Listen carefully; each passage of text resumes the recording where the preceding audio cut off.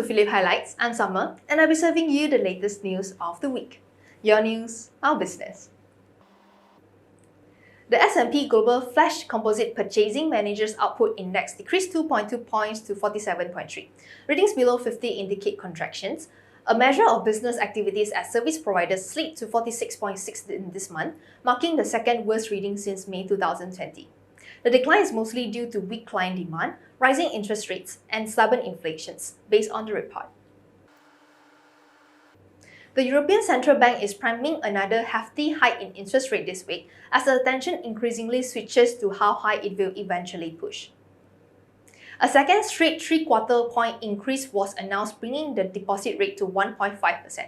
This is an increment that appeared almost unbelievable earlier this year, but is becoming the norm after three such moves by the Federal Reserve.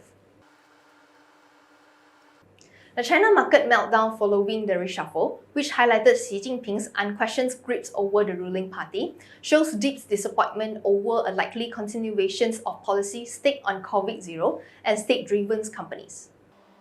Tech giants Alibaba Group Holding Limited, Tencent Holdings Limited, and Meituan all tumbled more than 11% as investors remain skeptical that Xi Jinping and his allies will seek a rejuvenation of private enterprise.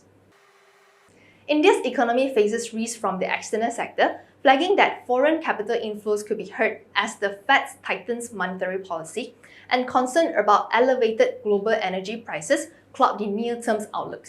On one hand, the Fed continues to be aggressive in the fight against inflation, which signals further interest rate hike.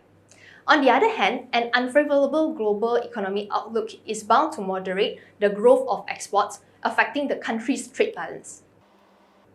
That's all for today. Stay tuned for the next Phillip Highlights. This update is brought to you by Phillip Capital, your partner in finance.